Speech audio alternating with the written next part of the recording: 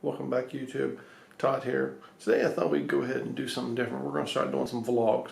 I think I'm going to do these about probably once a week or so, or depending on when I have something that's worth sharing in a vlog style format. Basically, it's just going to be me and a camera. No external microphones, no special room lighting, any treatments. Just basically the camera and me.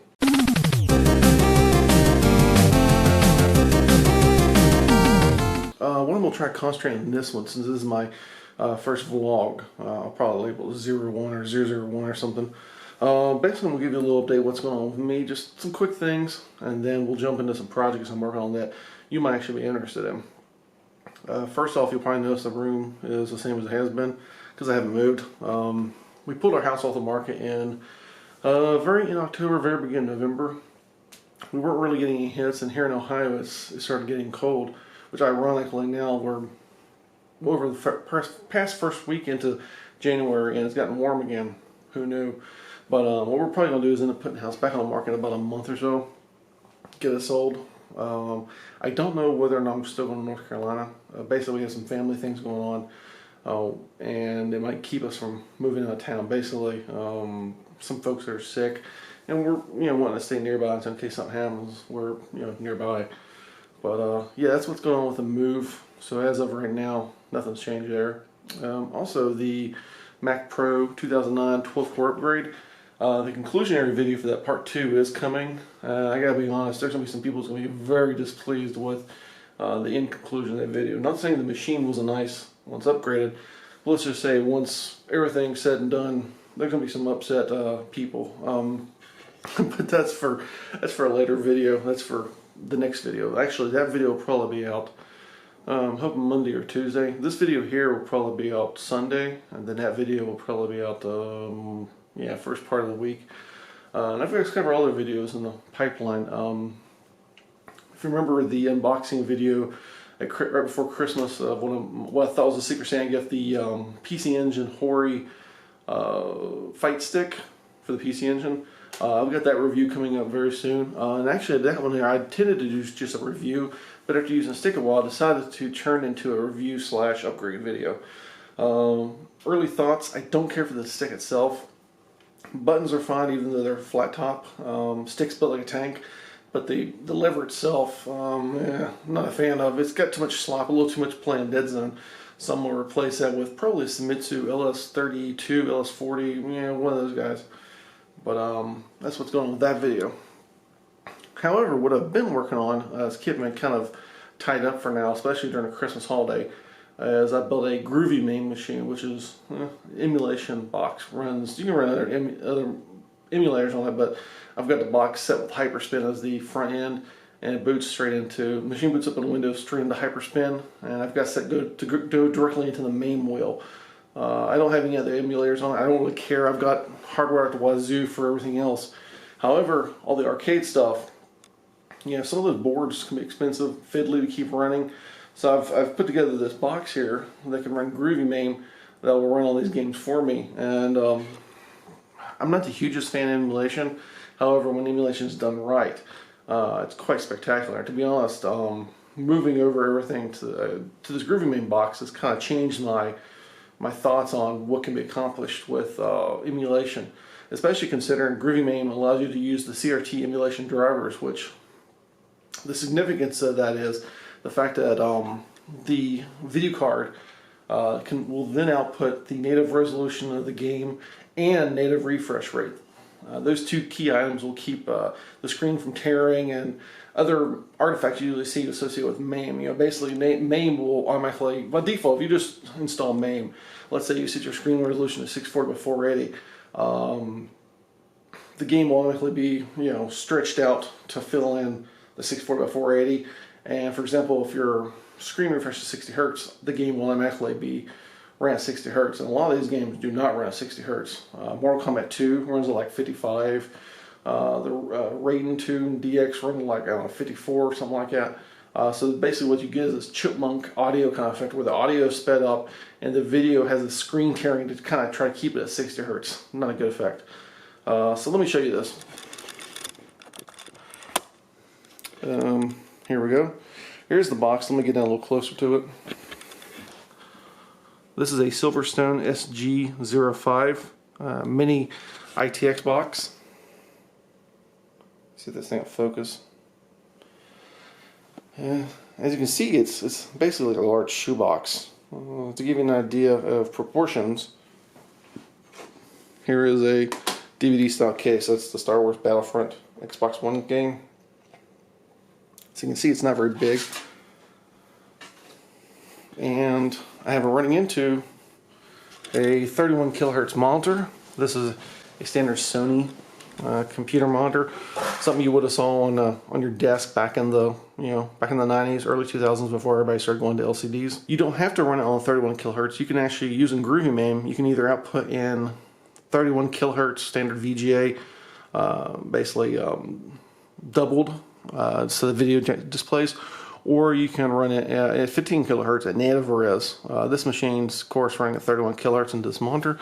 Tell you what, let me go ahead and show you a real quick game. I'm going to do a dedicated video on this, and actually we'll do a series of videos dedicated to my Groovymame boxes. I think a lot of people will be very interested in what you can accomplish with a relatively cheap machine. This box over here, I think it cost me a total of about $400 in parts to build. And to be honest, if I'd built it in a smaller or a different form factor, instead of mini ITX, if I'd done it in a micro ATX, it would have probably cost at least $100 less. But since I wanted a smaller box, I thought that mini ITX would be ideal for this. So, especially for desktop. Okay, well, let's go through some games here. These are some of the favorites I've added. I have basically a full MAME set, but we'll just go through a couple of things that are interesting. Tell you what, we're going to do Mortal Kombat 2 first, because this is one of the ones that has a funky refresh. And we'll set the camera up here real quick. Hang on.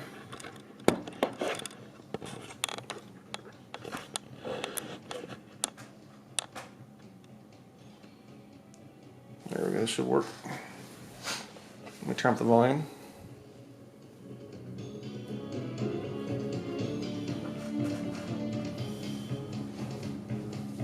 You might notice some flicker or some strobing in the video. That's just by the camera. The screen does not do that. I'm going to blow up the main screen here. And if we go into machine information, you'll notice turn that down. The native video resolution of the MK2 is 400 by 254 at 54.7 hertz. Switch res, which is a port of CRT emulation, which allows it to display native, switches it to, ignore the 2560, that's irrelevant, but the 512p, basically the screen's been doubled into 512p, and it's still running at 54.7 hertz. So basically the game's running at the original kind of resolution inside the screen, and then at the original refresh rate. And you can even pull up the Sony on-screen display, and you can see it's running at, it rounded up to 55 hertz, but the display's internally running at 54.7 or whatever the hell it is. So that's pretty cool. Let me just show you a quick game here. I'll just run through a character real quick, give you an idea what this thing does.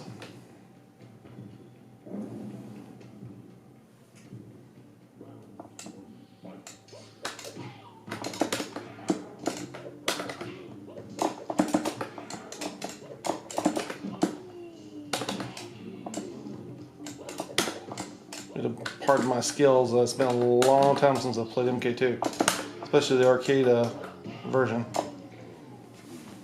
But yeah, there's that. And let me back in. Let me show you one more game. I've got a bunch of vertical games as well. The riding games.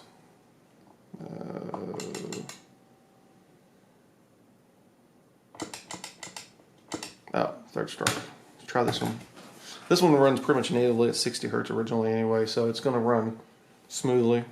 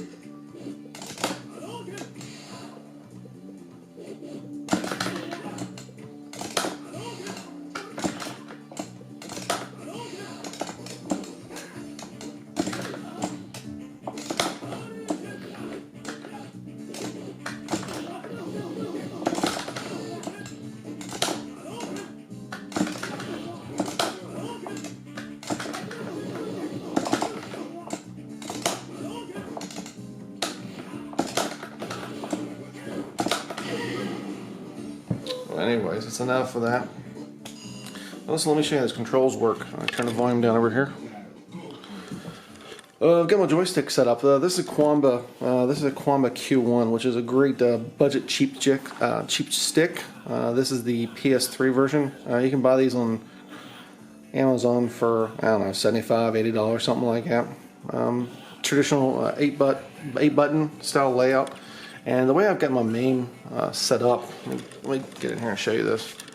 And again, this will all be detailed on the upcoming video dealing with this box.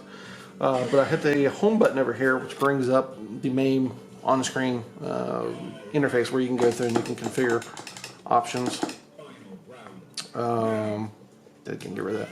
I have it set so if I hit the select button is set up as the queen, and the start button, of course, is start button. If I hold down the select button and then hit the start button, that will exit back up to the hyperspin. I'll exit the game and go back up to hyperspin. The whole game, along with the joystick here, the whole system is designed to be interactive with the joystick. I have a keyboard set up over here. This little Logitech K400 Plus, I think is what this is. It's got a built-in trackpad. So whenever I need to go into Windows for configuring, I've got that. But by default, the system's set up so I can completely control it, including in and out of games via just the joystick.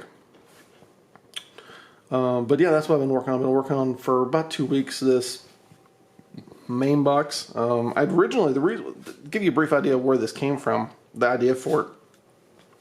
To be honest, I haven't really touched MAME since probably mid-2000s, maybe 2006, 7, 5, I don't know, somewhere like that. It was on the Xbox, modded Xbox. The reason I even thought about doing this was because recently I picked up one of the NVIDIA Shield TV units. Just before Christmas, I picked up a couple of them. I bought 2 of them. I bought one for me and I bought one for my Secret Santa. Neo Geo, I was getting all the gifts for Secret Santa. Well, I sent my Secret Santa a Shield TV, which is a nice little set-top streaming box and plays games and the Shield stuff. But I was interested. Kind of got a wall spurt mask. When I decided to buy one for my recipient, I said, well, hell, maybe I should get one for myself and check out MAME, see what's came along with, see how the ports to Android working, since it's a nice little box. Part of the problem I ran into with it was the controller for the Shield TV is kind of a piece of shit. The main buttons are fine. The problem is it has these goofy ass capacitive buttons on it, and the buttons weren't working, or they were sketchy, where half the time they would work, half the time they wouldn't work, and basically made controlling anything on the Shield a pain in the ass, because things like the capacitive back button just did not work at all, period, since the day I bought the machine. I ended up returning it. Plus, the emulation performance was pretty good considering, well, I mean, it's an Android device. But that's when I returned it, and I was thinking, okay, this thing was like $180. If I want to do emulation, what's the current state of MAME on the PC? So I did a little research, and I ran across Groovymame, which has been on the market for, it's been out on the scene for a couple of years now. I started reading about it and the CRT emulation stuff, and I said, well, hell, this is perfect for me. So that's why I got this. I put this together right before Christmas, and I've been kind of tinkering with it ever since. I'm not sure whether or not Hyperspin is going to be the final setup on this machine by the time I get to the actual video series on this, but for now, this is what I'm going to go with. I've got it pretty much configured. I've got the videos in place. I got the wheel art over here for all the games. This is just a small sampling of what's on here. These are some of my favorites I've got added. The horizontal games like 1941 here, I can flip the monitor on its side, and the game will display perfectly in a horizontal, in a vertical scrolling. But yeah, anyways, I hope you like this video. Something different, a little vlogging type action. Hopefully it didn't drone on for too long. I see I've been going for like 15 minutes or so. But anyways, yeah, that little box there, that's going to have a dedicated video series. The first video will simply be going over the hardware configuration, how it's set up, playing some more games, showing you how, basically showing you how this whole Groovymame setup works. And then I'm going to launch probably a 2 or 3 part series, which basically how to build your own, going from either buying an off-the-shelf machine and setting the Groovymame up to configuring and all that stuff, or by building a machine. One way or the other. Basically, I'm going to have a series on it. I think that'd be really interesting. I think the viewers would like to see more. because emulation has came a hell of a long ways from a sketchy Xbox with frame skip and out of sync audio and filters, video filters you can't turn off to be quite honest, something that if I stick this thing in the cabinet, arcade cabinet, beside another machine, identical machine running the actual PCB, in most cases a lot of people would not be able to tell the difference. It's that damn good. But yeah, I hope you enjoyed this video. As always, feel free to subscribe, leave a comment below if you like this. Hit that like button, that thumbs up, and I'll see you guys in the next one.